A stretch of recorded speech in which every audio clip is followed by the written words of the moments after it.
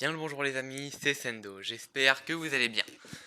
Donc là on se retrouve, j'avais donc pour le débrief du Clarissa Shield contre Savannah Marshall. Donc soirée, alors j'ai pas bien je crois que c'était une soirée top rank de ce que j'ai compris. En tout cas co-promotion Tom Prank, je sais pas s'il y avait Matchroom dans l'équation et voilà The Boxer. Donc voilà. Belle soirée. La soirée, j'ai déjà fait un récap, un petit récap sur Instagram pour le Alicia Baumgartner et Michaela Mayer. Donc là, je vais m'intéresser au main event et rapidement, donc là, je vais commencer par ça, à Caroline Dubois.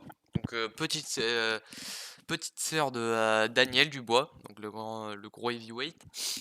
Caroline Dubois qui a été en quatrième combat de la soirée, qui personnellement m'a vraiment impressionné. Voilà.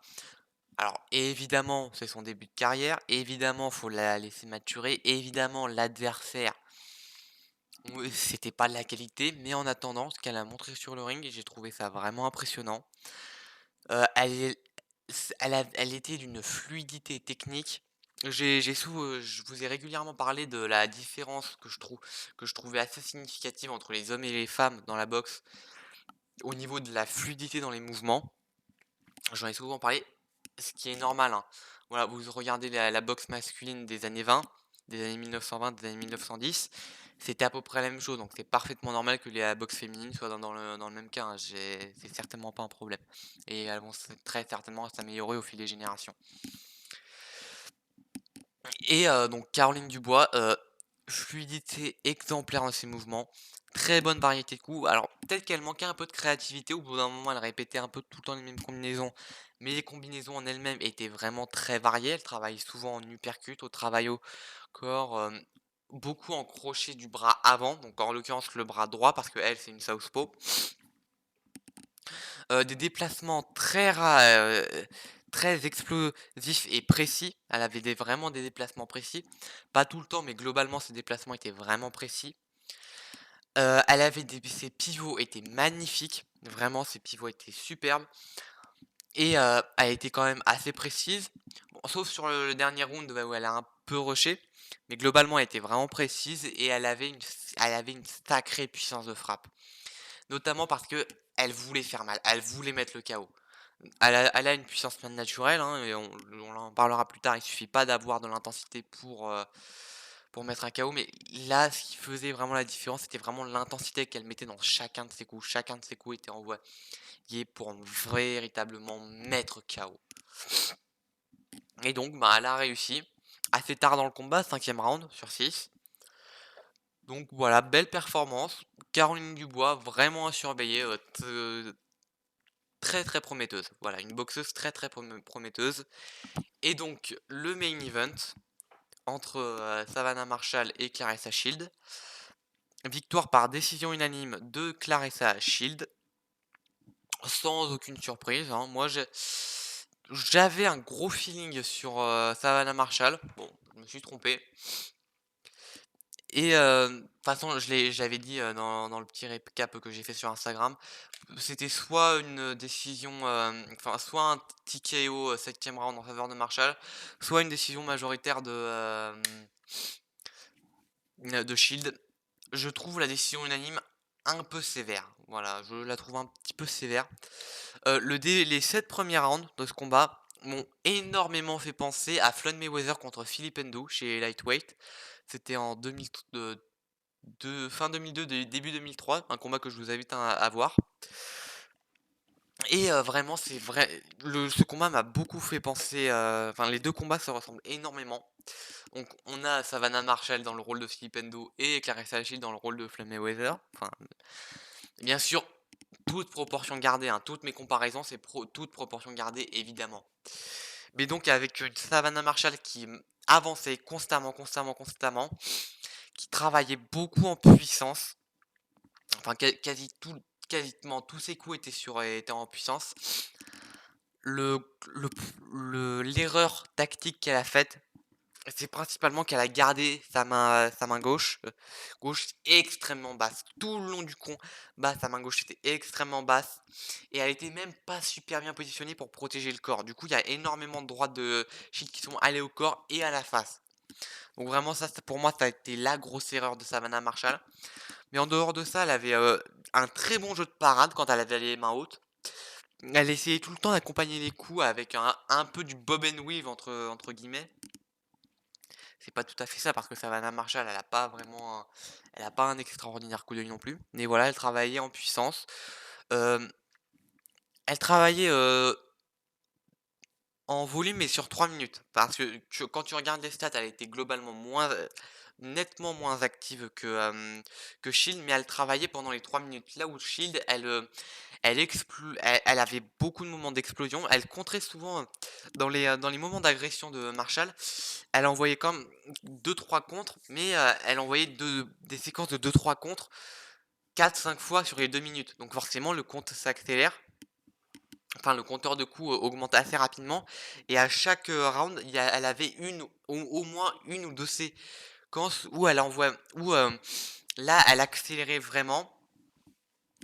Et excellente variété, très très beau travail au corps. Aussi au début de combat, son travail sur les checks, enfin en crochet du gauche, était vraiment magnifique. Notamment au premier round où elle a chopé Savannah Marshall qui a été pas loin du knockdown. Et ça m'avait vraiment surpris, je m'attendais pas à ça. Et ça se sentait que Shield voulait la mettre KO. Ça se sentait qu'il y avait une petite animosité entre les deux, il y a eu un passif, hein. Voilà, parce que pour rappel, Savannah Marshall avait battu Clarissa Shield en amateur. Et là, on sentait clairement que Shield voulait prendre sa revanche. Donc voilà, sur les 7 premiers rounds, on a vraiment une construction de combat comme ça. Le combat commence à s'inverser à partir du 6e round. Shield, je la sens qui essaye un peu de récupérer. C'est Savannah Marshall qui en profite et qui accélère petitement, je vais dire. Qui là est plus active que Shield sur tout le round et aussi plus précise. Donc pour moi, elle prend le 6e round assez nettement. Puis il y a le 7e round qui est superbe, vraiment excellentissime round, où Shield passe pas loin, elle est vraiment dans le rouge, elle est très très très mal, et elle essaye quand même de revenir sur la fin. Non, pardon, je confonds avec le 10e, pardon. Donc début du round, sur 1 minute 15, où vraiment Shield est vraiment continue son travail qu'elle avait fait sur le début du combat. Et à 45 secondes, Marshall qui connecte. Et que Marshall qui connecte pas à moitié. Et qui place des power shots, mais énormissimes à Shield. Mais Shield qui les encaisse. Et ça, c'est énorme aussi. Ça, vraiment, c'est énorme. Mais elle finit le round vraiment dans le rouge, même si dans les 10 dernières secondes, elle essaie quand même de revenir, elle essaie de malgré tout prendre le round. Pour moi, c'est pas le cas, mais je comprends qu'on puisse lui donner ce round. 8e, 9e, un peu sur la même lancée, mais avec une shield quand même mieux, qui est jamais dans le rouge.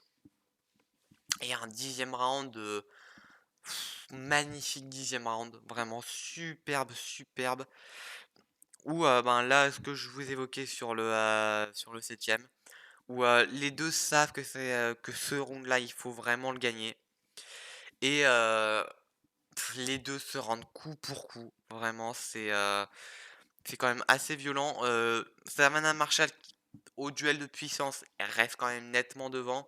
Shield qui retourne dans le rouge vers la fin du round, mais qui sur l'extrême fin, sur les 20 dernières secondes, essaie quand même de revenir des enfers et de placer de très belles combinaisons. Ce qui fonctionne. Donc voilà. Les cartes, je les trouve extrêmement dures. Donc il y a un 96-94 que je comprends totalement. Il y a, voilà, qui est d'ailleurs, pour ma part, j'ai un 96-94, mais les deux 97-93, ça sort pas de nulle part, hein, je dis pas ça, mais j'aurais quand même tendance à je pense que Savannah Marshall aurait mérité la majority decision. Vraiment, elle aurait mérité la majority.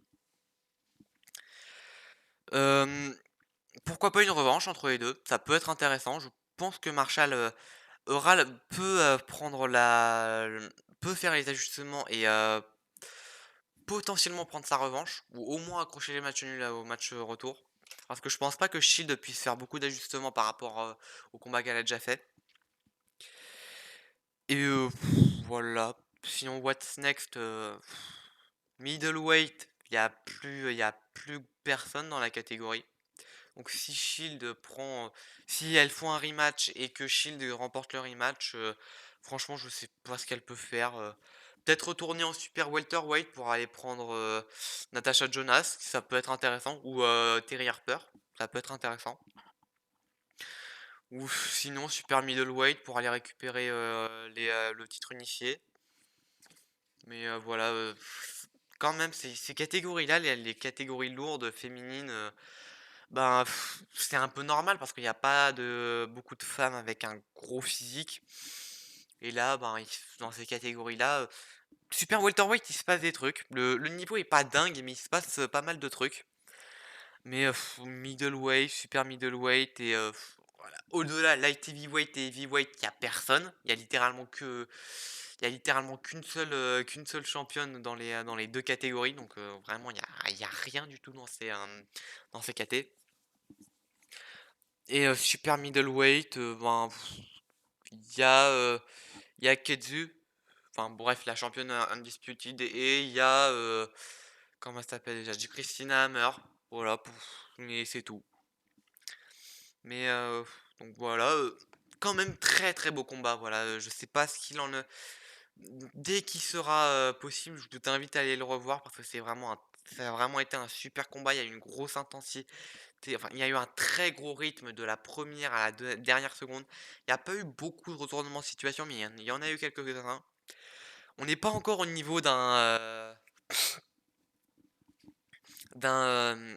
merde, qu'un Katie Taylor contre Amanda Serrano, que ce soit dans l'attente qu'il y avait autour du combat, même si c'était une grosse, grosse affiche, et que ce soit dans le combat ou vraiment niveau retournement de situation, intensité, charge d'émotion, c'était vraiment pas la même chose, mais on s'en rapproche. On s'en rapproche et surtout là dans l'histoire de la boxe féminine, on se rapproche, ben là on commence l'âge d'or de la boxe masculine, dans c'est à peu près les mêmes décennies sur le siècle fé c'est sur le siècle dernier. Donc là on commence l'histoire de la boxe féminine commence vraiment à se rapprocher de l'histoire de la boxe masculine et c'est pour le mieux. Donc voilà, bravo de quand tu vois l'explosion de joie de Claressa Shield où c'était clairement pas du pipeau, hein, l'explosion de joie était sincère, tu voyais que c'était un combat très important pour elle et elle l'a réussi d'une très, très belle manière et Savannah Marshall ne démérite absolument pas. Elle a fait un super combat et elle peut faire les ajustements. Elle garde sa puissance de frappe et elle a éprouvé Claressa Shield comme personne l'avait fait avant elle et les ajustements techniques et tactiques, elle peut les faire. Donc vraiment je pense qu'on peut avoir la trilogie, ouais, une des trilogies avec, la Taylor Serrano. Je pense qu'on peut avoir la trilogie qui peut définir la boxe féminine et rendre la boxe féminine véritablement mainstream. Donc voilà, je n'ai rien à rajouter. J'espère que ce petit débrief, vous aura plu. Si c'est le cas, vous connaissez la chanson, le pouce bleu, le commentaire, si le contenu de la chaîne vous plaît, l'abonnement. En tout cas, moi je vous dis à très bientôt et salut!